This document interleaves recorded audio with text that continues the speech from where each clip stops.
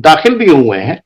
जी शौकत भारती साहब, मजहर हसनैन रिजवी साहब ने लिखा है और सवाल पूछा है कि जो हौती बार बार इंटरनेट सप्लाई की बात कर रहा है कि काट देंगे, तो क्या है वो और उसका कितना असर पड़ेगा और किस तरह से वो काटेगा, ये मजहर हसनैन रिजवी साहब का सवाल था। जी। देखिए, समंदर के अंदर से ये सप्लाई लाइन गई हुई है और इस पे कई बार वो कह भी चुके हैं, और ये मेरे ख्याल से इस ऑप्शन का इस्तेमाल वो बिल्कुल ही इमरजेंसी में करेंगे। ठीक है, और उसके लिए वो सक्षम है। और इस लाइन के कट जाने के बाद जो है, एक तो एशिया और यूरोप का कनेक्शन पूरी तरीके से कट जाएगा। दूसरी बात, पूरे मिडिल ईस्ट में, यूरोप में, पूरे एशिया के अंदर एक हंगामा हो जाएगा, क्योंकि आपको पता है कि सारा निजाम जो है आजकल, चाहे हम आप बात कर रहे हो, अगर इंटरनेट नहीं हो तो हम लोग बात नहीं कर सकते। उसी तरीके से दुनिया का ज्यादातर ट्रांजैक्शन जो है वो क्या नाम है, नेट के ही जरिए होता है। बहुत से, भाई आप देखिए, बिजली का निजाम देख लीजिए, हवाई जहाज का निजाम देख लीजिए, ट्रेन का निजाम देखिए। ये जो लाइन गई है, ये यहीं से गई है, यमन के तरफ से। जैसे रेड सी यानी बाबुल मंदब जो है, ये 28-30 किलोमीटर का जो इलाका है, जो बिल्कुल बॉटल नेक के तरीके से है, उसी तरीके से नेट जो है, वो जो जा रहा है, वो लाइन जो गई हुई है, वो जो लाइन बिछी हुई है, वो लाइन यहीं से गई है, रेड सी से गई है। और जिसको डिस्ट्रॉय करने के बाद जो है, ये समझ लीजिए कि इसका नुकसान जो है एटम बम से बड़ा नुकसान होगा। सारी कनेक्टिविटी खत्म हो जाएगी, सब कुछ खत्म हो जाएगा। सिर्फ वो सैटेलाइट से जो कनेक्ट है वो हो जाएगा। जैसे या चाइना ने अपने यहाँ जो है बाकायदा तौर के ऊपर अपने सैटेलाइट से अपने आप को जोड़ रखा है। ठीक है, बाकी दुनिया की कनेक्टिविटी खत्म हो जाएगी। और एक चीज और शौकत भारती साहब, आपने वो अपडेट तो कराई थी कि खामनाई साहब ने जो अपील की है तमाम मुस्लिम ममालिक के अवाम से, खास तौर से वो ममालिक कि जो साथ नहीं दे रहे हैं मजलूमीन का, बल्कि एक तरीके से जालिम के साथ खड़े हैं, तो क्या लग रहा है, क्योंकि हालात जो हैं जिस तरीके से दुनिया में, और प्रेशर तो है ही है, तो क्या ये अपील काम करेगी? क्योंकि अगर उम्मीद न होती तो शायद खामनाई साहब कोई इस तरह की अपील न करते। तो क्या ये वो भाप गए हैं कि अवाम में गुस्सा है, अवाम अपने हुक्मरानों से नाराज हैं, उनकी ये पॉलिसी से? देखिए, एक बात बताएं, अवाम की अगर बात कर रहे हैं तो ना अवाम सिर्फ अरब कंट्रीज का या इस्लामिक कंट्रीज का, बल्कि दुनिया भर के अवाम जो हैं, इवन अमेरिका के की जो अवाम है वो अमेरिका के खिलाफ है। वजह क्या है कि इस कदर जेनोसाइड हुआ है और हो रहा है, और एक बहुत बड़ी, खुदा ना खास्ता, एक बहुत बड़ी खबर आ सकती है। ठीक है, और ये क्या नाम है, बाकायदा तौर के ऊपर यूनाइटेड नेशन ने कहा है कि जितने लोग जो हैं बॉम्ब और उससे नहीं मरे, उससे ज्यादा लोग मरने की उम्मीद है कि भूख और प्यास से मर जाए।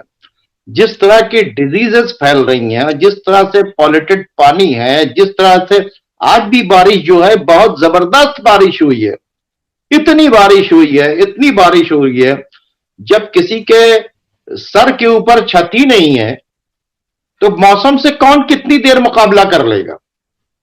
और बॉडी का रेसिस्टेंस भी टूट गया है, क्योंकि आपको ना मेडिसिन मिल रही है, ना प्रॉपर खाना मिल रहा है, ना प्रॉपर पानी मिल रहा है। तो ऐसी पोजीशन के अंदर, अब यूं तो ऊपर वाला जिसको बचाना चाहे किसी भी हालात के अंदर बचा सकता है, ये एक अलग सी बातचीत है, लेकिन सामने की सिचुएशन जो दिख रही है वो बहुत खराब दिख रही है। और उस पर जो बेहिसी जो है वो भी अपने पीक के ऊपर है। ये देख चुके हैं कि वो पीस करने के लिए नहीं तैयार है। ये ड्राफ्ट जो बना था, इस पे जो मेहनत हुई थी, सब तैयार हो गए थे, आखिर उस ड्राफ्ट में क्यों नहीं मान रहे 1 to 1 यानी ऑल टू ऑल की बातचीत? उस ड्राफ्ट के अंदर यही तो बातचीत हुई थी ना कि गजा से फोर्सेस वापस जाएंगी।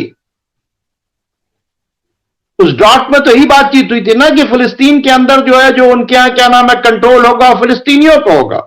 उस ड्राफ्ट में तो यहां तक बातचीत हुई थी कि क्या नाम है, महमूद अब्बास को हटा दिया जाएगा और बाकायदा तौर के ऊपर जो है मरवान बरगुदी को, जो जेल के अंदर है 22 साल से, क्या नाम है इजराइल की, उनको लाया जाएगा और उसके बाद एक ज्वाइंट वो बनाया जाएगा। उसके बाद ये सारे पेपर्स बने थे और यहां से लेकर यूनाइटेड नेशन तक सब दस्तखत हो चुका था। ये सिर्फ ड्रामेबाजी चल रही है। कभी कतर में ड्रामेबाजी करते हो, कभी इजिप्ट में ड्रामेबाजी करते हो, कभी पेरिस के अंदर जाके करते हो, फिर उसके बाद आने के बाद 3 से 5 के बीच में ब्लिंकन आने वाले थे, फिर बीच अभी इन्होंने दौरा कैंसिल कर दिया। और उसके बाद जो है क्या नाम है, डेविड कैमरून जाकर जो है वो इजराइल की मदद करने के लिए वहां मना कर रहे हैं कि लबनान की गवर्नमेंट से कि आप इनको रोक लीजिए, क्या नाम है हिजबुल्ला के खिलाफ। क्यों नहीं रोक रहे हैं वहां के ऊपर? तो ये सब के सब जो है, कोई नहीं रोक रहा है इजराइल को। अच्छा, इजराइल अगर बातचीत नहीं मान रहा था तो उसको हथियार क्यों दे रहे हो? इजराइल अगर नहीं मान रहा है तो फिर तुम इराक के ऊपर हमला क्यों कर रहे हो? तुम्हारे 3 आदमी अगर मारे गए तो तुमने 3 शहर के ऊपर हमला कर दिया। ये 17-18 तो वो लोग मारे गए हैं जो क्या नाम है रेजिस्टेंस फोर्सेस के थे। बाकी वहां के ऊपर एक बड़ी कैजुअलिटी हुई है क्या नाम है सिविलियंस की। ये 85 जगह इन्होंने अटैक किया है। तो आपके 3 मारे जाएंगे तो आप 3-3 शहर के अंदर, और गजा के अंदर जेनोसाइड होगा तो आप उसे बंद नहीं करा सकते। सब ड्रामेबाजी चल रही है। मैंने आपको बताया कि ये चूंकि इनका ही क्या नाम है एक वो था, सेंटर था अमेरिका और इजराइल का, मिडिल ईस्ट को कंट्रोल करने का जो उनका सबसे बड़ा सेंटर था वो इजराइल था। और बाकी मिडिल ईस्ट के अंदर जो बेसेस हैं उनके मेन सेंटर जो था, ये बेसेस भी इस वास्ते थे कि उनका उन्होंने जो मेन सेंटर इजराइल की शक्ल में 1948 के अंदर बनाया है ये ना खत्म हो जाए। तो ये तो बेंजामिन नेतन्याहू तो पपेट है। इजराइल का इस्टेब्लिशमेंट इन्हीं की वजह से हुआ था। तो ये जो है अब ये जंग लड़ रहे हैं, ये तो झूठ है कि क्या नाम है ये जंग जो है इजराइल सिर्फ लड़ रहा है। ये जंग ब्रिटेन लड़ रहा है, अमेरिका लड़ रहा है, यूरोप के कंट्रीज लड़ रहे हैं। और आप देख रहे हैं जेनोसाइड हो रहा है और आप यूएनआरडब्ल्यू का जो है आप जो है क्या नाम है वो पैसा बंद कर रहे हैं वहां के ऊपर, वहां एड नहीं जाने दे रहे हैं। तो ये जो सारी चीजें हैं ये तो सब दिख रही है आपको। शौकत बरती साहब, अबू कसाम साहब ने लिखा है कि रूस, चीन, ईरान एक कंबाइंड मिलिट्री प्रोग्राम करने वाले हैं। ये क्या है? हाँ, किस तरीके का अगर होगा? ये मैंने आपको बताया था स्टार्ट में ही कि एक मिलिट्री ड्रिल करने जा रहे हैं बाकायदा तौर के ऊपर, ताकि अगर हमला हो किसके ऊपर, ईरान के ऊपर, क्योंकि जैसी सिचुएशन अब बढ़ रही है इसलिए कि हमने बताया कि जैसे रशिया ने आज इनिशिएटिव लिया आईसिस को, ये आईसिस को मारकर उन्होंने अमेरिका को मैसेज दिया है, ठीक है। और कहां मारकर? जिस 25% टेरिटरी के अंदर कब्जा किए हुए हैं, क्या कहते हैं क्या नाम है अमेरिका, सीरिया के अंदर ही, वहां पे अटैक किया है बाकायदा तौर के ऊपर कि अब आओ तुम रशिया के ऊपर हमला करो। तुम्हारी टेरिटरी में हमला किया है रशिया ने, रशिया का बेस वहीं के ऊपर। इसके मतलब रशिया ने एक मैसेज दे दिया है। और दूसरे ये जो है एक मिलिट्री ड्रिल होने जा रही है इसी वास्ते कि अगर वर्स पोजीशन है तो फिर अमेरिका, चाइना और रशिया भी यहां के ऊपर उतरे। अभी देखिए ये जो तमाम लोग हैं, इन लोगों को अगर इन लोगों ने सप्लाई लाइन बरकरार रखी तो इन्हें अपने आर्मी को डालने की जरूरत नहीं है। अभी यमन में ही जो है लाखों लोगों को अपने यहां जो है बाकायदा तौर के ऊपर एम्प्लॉय कर लिया है और लोग लाखों लोग लड़ने के लिए तैयार हैं। ये सिर्फ इंटेलिजेंस देते रहेंगे, ये आर्म्स सबनेशन देते रहेंगे। इसी क्या नाम है समंदर के अंदर इनका कब्र, इसी मिडिल ईस्ट के अंदर अमेरिका का कब्रिस्तान बनेगा, छोड़ के जाना पड़ेगा। क्योंकि जब जंग चल रही है तभी तक तो देखिए चाइना भी था, रशिया भी था, सब ये चाह रहे थे कि 2 स्टेट के ऊपर बातचीत हो जाए। तुमको फिर एक बार फ्री हैंड सबने दे दिया था, तुम्हारे ड्राफ्ट के ऊपर सबने दस्तखत कर दिया था।